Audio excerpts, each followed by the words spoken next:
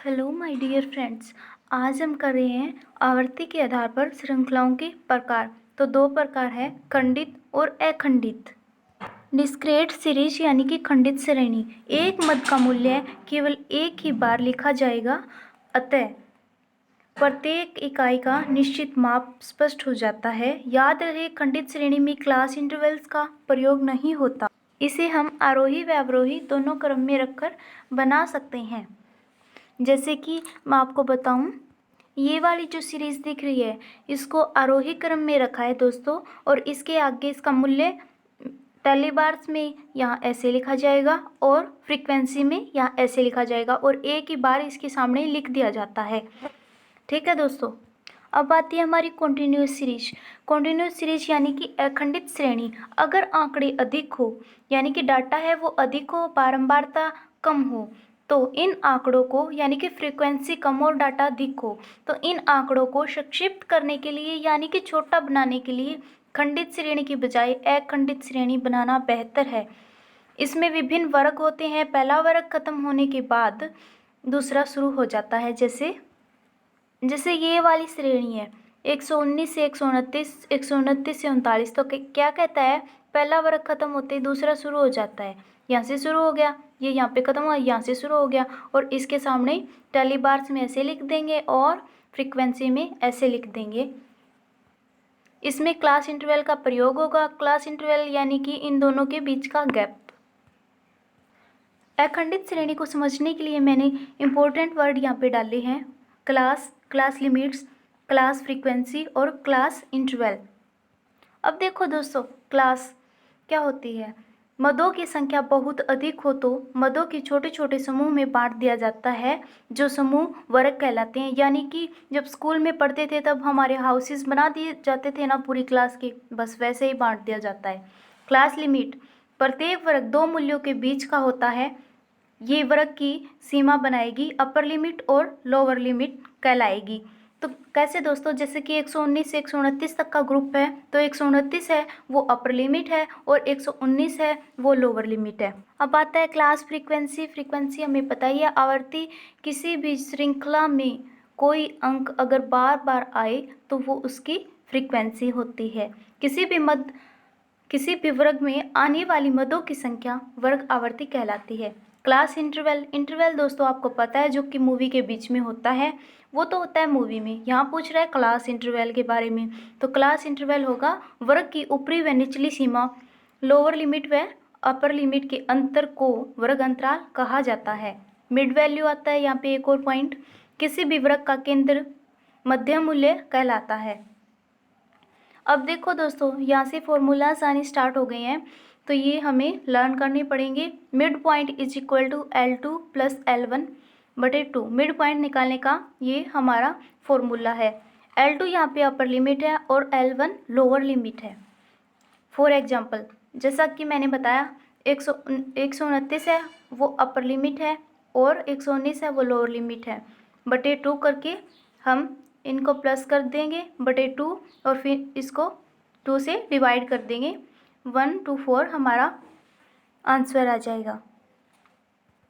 अब आता है दोस्तों टाइप्स ऑफ कॉन्टिन्यूस सीरीज के कौन कौन से टाइप है। अपवर्जी, समावेशी, खुले सिरे वाली, संचयी आवृत्ति वाली और मध्य मूल्य वाली। देखो दोस्तों, अपवर्जी यानी कि असम्मिलित और समावेशी यानी कि सम्मिलित, ये एक दूसरे के एंटी है। तो देखो, 12 से 15 का ग्रुप बन रहा है, 15 से 20 का, 20 से 25 का और 25 से 30 का ग्रुप बन रहा है। तो इसमें हम 12 से लेके 14 तक की काउंटिंग करेंगे, 15 को हम इसमें नहीं गिनेंगे क्योंकि वो नेक्स्ट वर्ग का फर्स्ट वर्ड बन जाता है, नेक्स्ट वर्ग में चला जाता है, इसलिए ये 15 को अपने अंदर सम्मिलित नहीं करता, इसलिए ये अपवर्जी श्रेणी हुई। और ये है हमारी सेकंड समावेशी। यहाँ 1 से लेके 8 तक का ग्रुप बन रहा है, तो वो टोटल को अपने अंदर समावेशित करेगा, और यहाँ से 9 से स्टार्ट हो जाएगा और 18 तक होगा, 18 को समावेशित कर लेगा, 19 से 28 तक बनेगा, यानी कि ये लास्ट वर्ड को अपने अंदर समावेशित कर लेगा। अब आती है ओपन हेड वाली। ओपन हेड वाली देखो, 50 से कम ऐसे लिख दिया जाता है कि 50 से कम मान लेते हैं, ठीक है। फिर 50 से 55 ये ग्रुप बन गया। फिर कहते हैं कि 70 से अधिक, यानी कि इनके जो एंड होते हैं ना, स्टार्टिंग और एंड होते हैं, वो ओपन पड़े रहते हैं, वो हमारे लिए छोड़े हुए होते हैं कि हम 70 से अधिक मान ले आगे कितना है। अब आती है हमारी कौन सी, संचयी आवर्ती वाली श्रेणी। अब देखो दोस्तों, अब इसका ग्रुप बन गया 9 से 11, 11 से 13, 13 से 15। तो पहली बार में इसमें कितना डिफरेंस है, यानी कि नहीं, कितनी बार आए हैं, फ्रीक्वेंसी है 4 और संचयी आवृत्ति भी 4 लिख देंगे। फिर इसकी संचयी आवृत्ति हम कैसे निकालेंगे, पहले को दूसरे के साथ में प्लस कर देंगे, 7 और 4 11, फिर 11 और 10 21, बस ऐसे ही करना है। अब आती है हमारी मध्यम मूल्य वाली, बस इसमें मिड पॉइंट निकालना है, हमें सीरीज दी हुई मिलेगी। अब आती है हमारी केंद्रीय प्रवृत्ति, यानी कि सेंट्रल टेंडेंसी। केंद्रीय प्रवृत्ति का मीनिंग क्या होता है, सबसे पहले मीनिंग देखेंगे। केंद्रीय प्रवृत्ति पूरे वितरण का प्रतिनिधित्व करती है, जो कि हमें पता है कि पूरी जो सीरीज होती है उसका प्रतिनिधित्व करती है। अब आगे आती है डेफिनेशन। औसत वह संख्या है जो समस्त वर्ग का प्रतिनिधित्व करे, किसके अनुसार, क्लार्क के अनुसार। दोस्तों एक हमें यहाँ अपनी तरफ से भी डेफिनेशन डाल देनी चाहिए, जैसे कि हम इस चीज़ को समझ रहे हैं वैसे कि वैसे डाल देना चाहिए। अब है दोस्तों सांख्यिकी माध्यों के कार्य क्या होते हैं, हमने पीछे भी पढ़े थे। आंकड़ों को संक्षिप्त बनाना, यानी कि छोटा बनाना। नीति निर्धारण में सहायक, यानी कि इकोनॉमिक की और सोशल जो नीतियाँ होती है उनमें सहायक। सांख्यिकी विश्लेषण का आधार, विश्लेषण का आधार होता है। तुलना में सहायक है और समग्र प्रतिनिधित्व तो करती ही करती है। आगे चलते हैं दोस्तों, सांख्यिकी माध्यों के प्रकार कितने हैं, तो देख रहे हैं आप स्क्रीन पे 2 प्रकार है, गणितीय माध्य और स्थितिजन्य माध्य। अब इनके सब पार्ट हैं आगे। समांतर, गणितीय माध्य के समांतर, गुणात्मक और हरात्मक, जो कि हमने शॉर्ट आंसर टाइप क्वेश्चन में पढ़े थे। माध्यिका, बहुलक और विभाजन मूल्य। स्थितिजन्य माध्य के सब पार्ट हैं। अब आती है हमारी समांतर माध्य की गणना हम कैसे करेंगे। व्यक्तिगत श्रेणी, खंडित श्रेणी और सतत श्रेणी के अकॉर्डिंग करेंगे। सबसे पहले आती है हमारी व्यक्तिगत श्रेणी में माध्य की गणना कैसे करेंगे, डायरेक्ट मेथड से करेंगे और शॉर्टकट मेथड। प्रत्यक्ष विधि और लघु विधि 2 विधियां हैं इसकी, सभी मदों को जोड़कर डायरेक्ट मेथड की बात कर रहा है ये। सिग्मा एक्स ज्ञात करें, मदों की कुल संख्या n से भाग कर दे और समांतर माध्य ज्ञात हो जाएगा। एस फॉर्मूला, इसका फॉर्मूला है समांतर माध्य is equal to x1 plus x2 plus x3 plus और xn बटे n सिग्मा x बटे n इज इक्वल टू में है ये। तो देखो जैसे कि ये वाली सीरीज है, इसका हम टोटल कर लेंगे। टोटल कर लिया दोस्तों। अब हमने इनका भी जो फ्रीक्वेंसी है इनका भी टोटल कर लिया, n निकाल लिया और ex ज्ञात कर लिया। फिर इसको हम सूत्र में पुट कर देंगे और सूत्र में पुट करने के बाद डिवाइडेड n कर देंगे और फिर जो हमारा आंसर हमें मिल जाएगा। नेक्स्ट है सेकंड शॉर्टकट मेथड में, जब श्रेणी दशमलव में हो या मदों की संख्या अधिक हो तब लघु विधि अपनाएंगे, यानी कि शॉर्टकट मेथड अपनाएंगे। श्रेणी को x संबोधित करके पंक्ति में लिखें, फिर मध्यम को कल्पित माध्य माने। कल्पित माध्य माने यानी कि इमेज करना, इमेजिन कर लेंगे हम। x में से कल्पित माध्य a घटा दे तो हमें d प्राप्त होगा।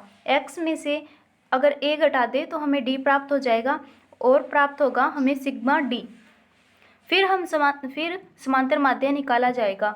एस फॉर्मूला देख लेते हैं। समांतर माध्य is equal to a plus ED बटे n। फॉर एग्जाम्पल देखो दोस्तों, ये क्या कह रहा है कि मिड में होता है कुछ भी हम कल्पित माध्य चुन ले, जैसे कि यहाँ पे 25 चुन रखा है इसने।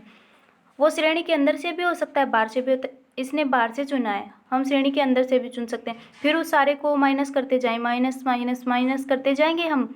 उसके बाद में फिर हमारा क्या आएगा, लास्ट में उसको प्लस करके सारे को और इज इक्वल हमारा आंसर आ जाएगा, जो ये आ गया। फिर हमें प्राप्त हो जाएगा ED के बाद हम इसको सूत्र में पुट करेंगे। जो a कल्पित माध्य माना था हमने 25 प्लस माइनस 2 ये हमारा एरिया है जो, और फिर n हमारा फ्रीक्वेंसी यानी कि आवृत्ति नहीं सॉरी n मदों का जोड़ होता है, जितनी भी हमारी मदें होती है, ठीक है, जितनी बार आए होते हैं, ये वाली सीरीज में 12 है ये अंक, तो ठीक है, फिर सूत्र में पुट करके हम इसको डिवाइड कर देंगे और हमारा आंसर आ जाएगा। आगे देखिए दोस्तों, खंडित श्रेणी में माध्य की गणना। अब खंडित श्रेणी में देखनी है हमें, कैसे करते हैं, इसके 3 मेथड है, प्रत्यक्ष विधि, लघु विधि, पद विचलन विधि, जो कि हम नेक्स्ट वीडियो में करेंगे। आई होप आपको मेरी वीडियो पसंद आई होगी और हेल्पफुल रही होगी। दोस्तों कोई भी प्रॉब्लम लगे तो मुझे कमेंट कर देना, और ये 7 चैप्टर है हमारा जो कि हम कल कर रहे थे, और उसके नेक्स्ट आगे से मैंने स्टार्ट कर दिया था। तो ओके दोस्तों, बाय। अगर आप फर्स्ट ईयर और सेकेंड ईयर की ज्योग्राफी पढ़ते हैं या फर्स्ट ईयर या सेकेंड ईयर में पढ़ते हैं, तो आपको कोई प्रॉब्लम हो तो मुझे कमेंट में बता देना, मैं आपको नोट्स प्रोवाइड कर दूँगी। बाय दोस्तों।